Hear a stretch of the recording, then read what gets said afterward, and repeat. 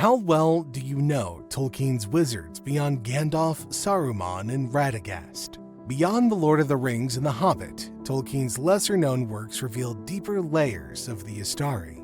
Join us as we explore 7 lesser-known facts about these powerful beings, revealing their secret endeavors, forbidden magics, and the hidden influences that shaped Middle-earth's destiny. The wizards of Middle-earth weren't merely latecomers to the grand tale of the Third Age. Their story stretches much further back into the dawn of Arda itself. These ancient Maiar, servants of the Valar, were integral to Middle-earth long before their arrival as the Istari, shaping the world in its earliest fragile days. A fragment from Tolkien's Nature of Middle-earth hints at their ancient mission to help protect and guide the newly awakened elves, shielding them from the shadow of Melkor and guiding them under the light of the stars. Just picture these mighty beings, not yet bound by mortal forms, watching over the firstborn as they took their first uncertain steps into a world that was still raw and perilous. This early role as guardians sets the stage for their later mission as the Istari. Could their time among the elves have forged the bonds that shaped their actions in the later ages? Did the ripple of their vigilance linger in the trust that the elves placed in them during the War of the Ring? The Istari were more than wandering wizards. They were deeply tied to the foundations of Middle-earth's history.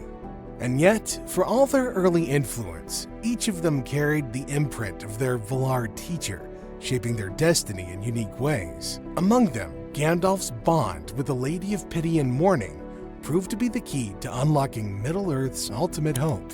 To understand how, we must follow the Grey Pilgrim back to the halls of Valinor. Among the Valar, the Lady of Pity and Mourning stands apart, weeping for the wounds of Arda and teaching strength through sorrow. It was under her quiet guidance that the being who would later be known as Gandalf was shaped into the steadfast, compassionate figure who would one day guide Middle-earth through its darkest hours. But what made her lessons so essential to his destiny, and how did they shape the paths of the other Istari? In the Silmarillion, Tolkien writes that the early version of Gandalf learned pity and patience from her. Her great wisdom stemmed from transforming grief into hope. Gandalf absorbed her lessons, gaining the humility to inspire rather than to control.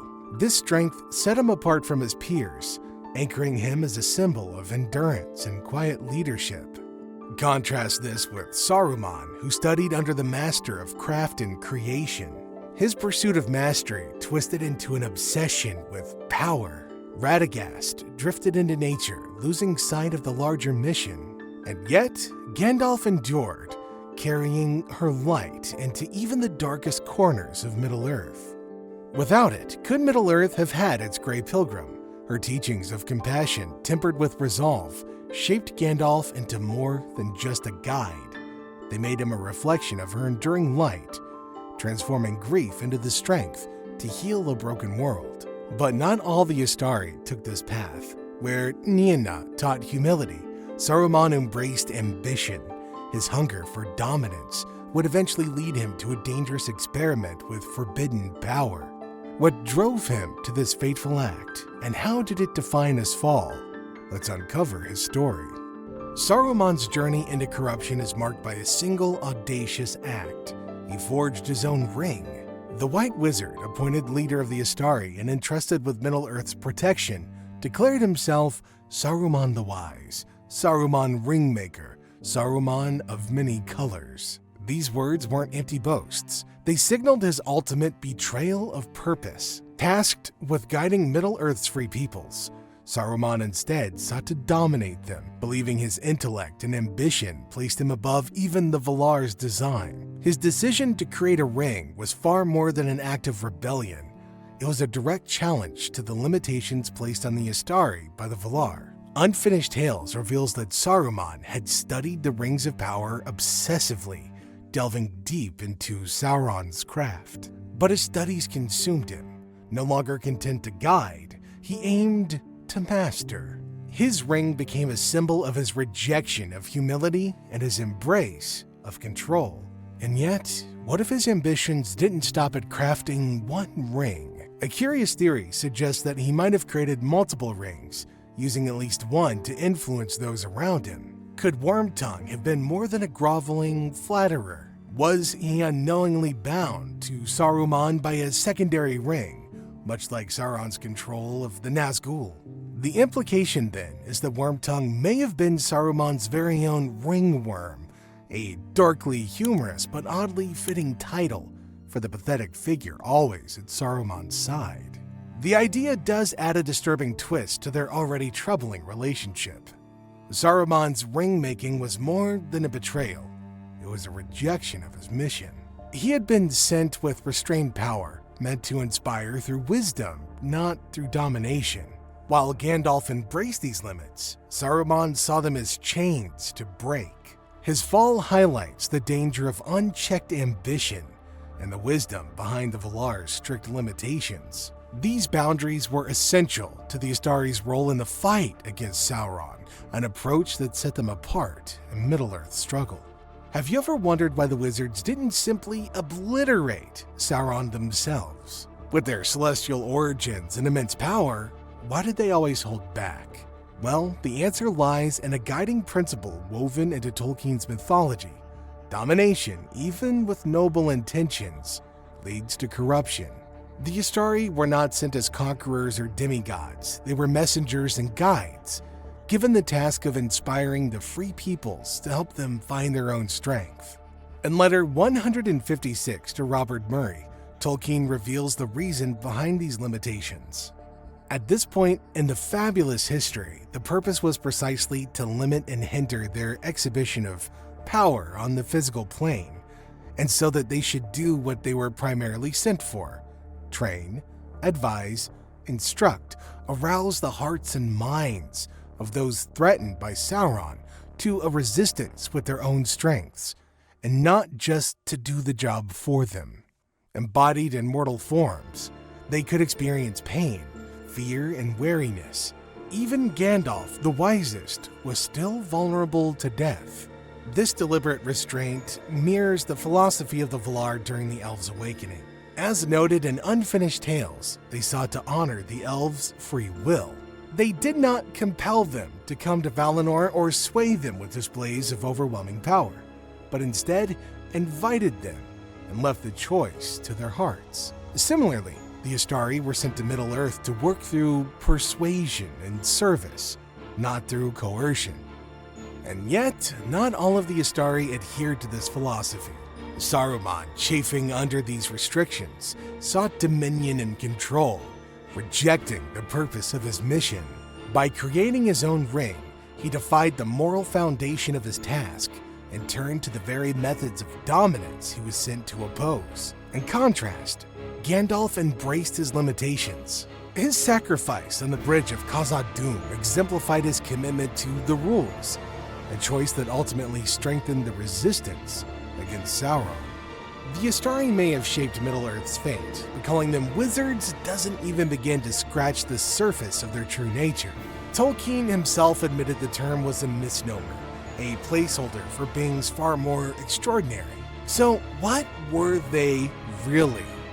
Let's uncover the truth behind the name. When you hear the word wizard, it's easy to think of figures like Merlin, puzzling, commanding, and filled with arcane knowledge, or Hagrid with that glorious beard. But Tolkien's wizards, well, they were something entirely different. Forget the flamboyant spellcasting of folklore.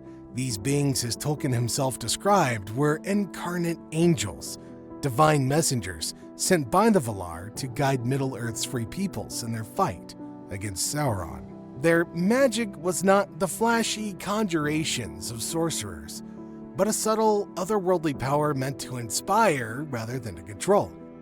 In letter 156 to Robert Murray, Tolkien explains that the Istari were emissaries from the Lords of the West, embodying the angelic nature of the Maiar. By incarnate, he wrote, I mean they were embodied in physical bodies capable of pain and weariness, and afflicting the spirit with physical fear and of being killed. This divine origin links them more closely to angelic figures in religious and mythological traditions than to traditional wizards. Kind of similar to the Archangel Gabriel or Hindu devas, The Istari were celestial guides tasked with nurturing courage and wisdom, not ruling or dominating. Tolkien himself admitted that the word wizard was a poor choice, a linguistic compromise for beings that defy easy classification. Their power was in their restraint, their wisdom, and their ability to inspire others. As with other divine messengers in myth, their mission was both profound and perilous. And even though they were angelic in origin, they bore the humble title of wizards, a term that masked their true nature and divine mission. And yet, their dispatch to Middle-earth wasn't without controversy. Even among the Valar, questions arose. Was sending these emissaries into a world on the brink of shadow and collapse the right choice? To uncover the hidden tensions behind their mission, we must step into the ancient councils of the Valar.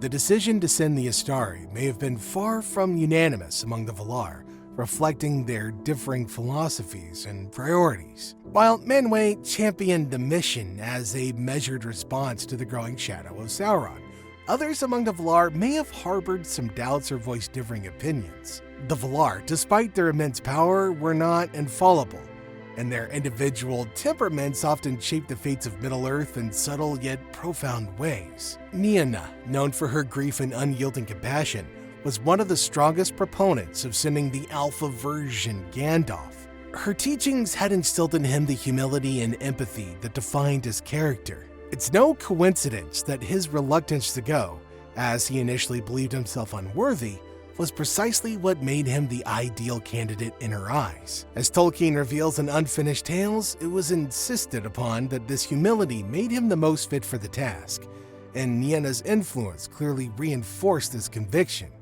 Ola's influence on Crumo, who would later become Saruman, reveals the tension between wisdom and ambition. Known for his unmatched knowledge of Sauron's works, he was chosen for his expertise, but it became his downfall as he sought the very power he was meant to counter. Meanwhile, not all the Valar may have agreed on sending the Istari.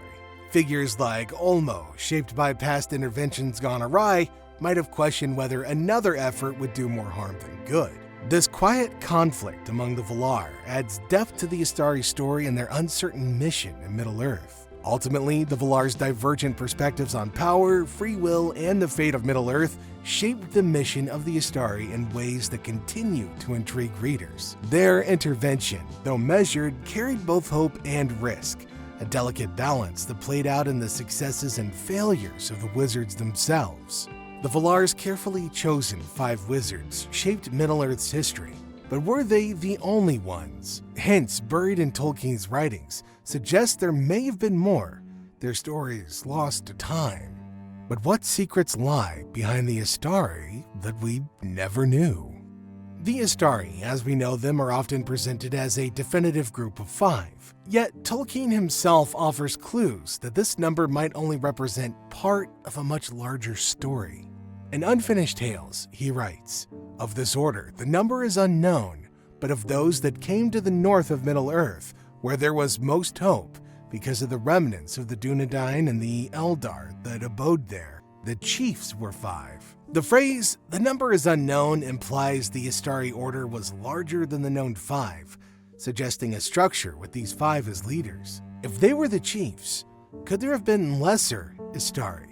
Maybe Maiar of lower rank or prominence, sent to other parts of Middle-earth or even beyond its borders.